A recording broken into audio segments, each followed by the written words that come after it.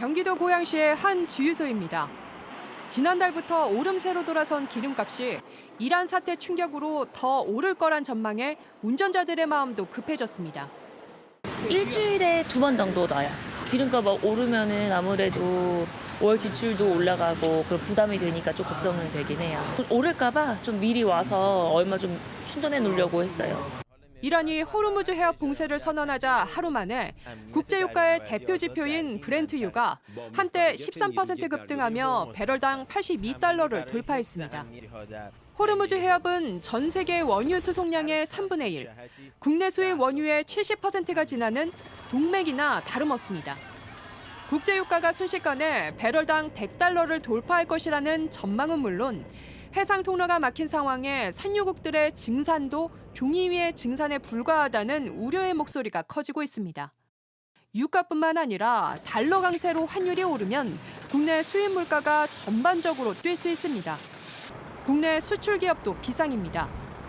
유가가 10% 상승하면 한국 수출은 0.39% 감소하고 생산 원가가 0.38% 오를 수 있다는 경고도 나왔습니다. 선사들이 이런 상황에서는 보험료 유류비 인상을 요구를 하기 때문에 수출기업 화주 측면에서는 상황이 안 좋은 상황입니다. 호르무즈 해협을 피해 우회 경로로 선회할 경우 운임이 최대 80%까지 오를 수 있습니다. 결국 물류비 부담이 커지면 컨테이너선으로 해외에 수출품을 보내는 우리 자동차와 가전업계 등의 수익성이 나빠질 수 있다는 우려가 나옵니다. JTBC 박수윤입니다. 세계 LNG 공급의 핵심 축인 카타르의 라스라판 시설이 가동을 멈췄습니다.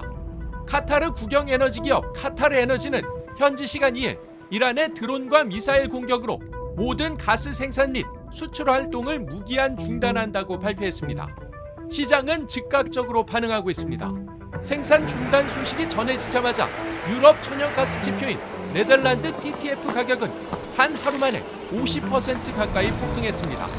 동부가 LNG 가격 지표인 JKM 역시 하루 새 40% 가까이 수직 상승하며 시장의 공포를 반영했습니다. 카타르가 전 세계 LNG 물량의 20%를 담당하고 있는 데다 이번에 공격받은 라스라판 단지는 단일 시설로는 세계 최대 규모이기 때문입니다.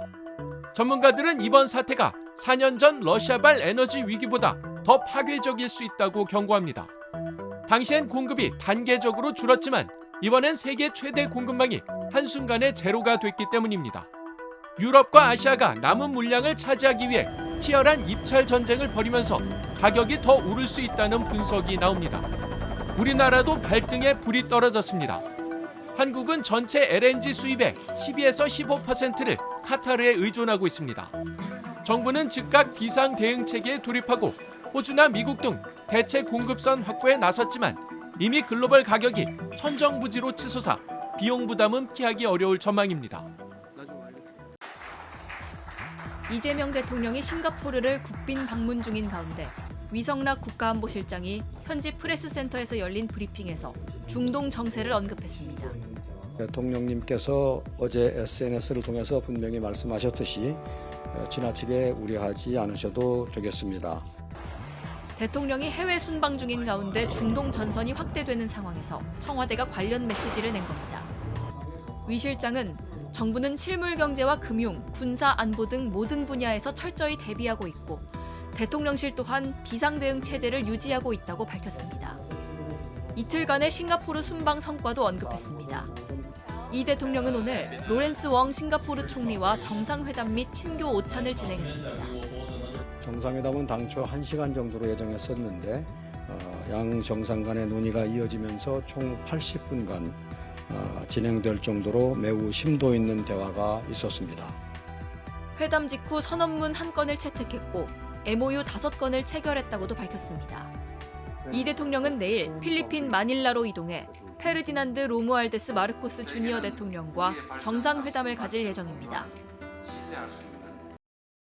중국은 주권국가 지도자를 노골적으로 살해하고 정권 교체를 선동하는 행위는 결코 용납될 수 없다며 이번 사태를 강력히 비판했습니다. 주권 존중과 즉각적인 군사행동 중단이라는 국제법적 명분을 전면에 내세웠습니다.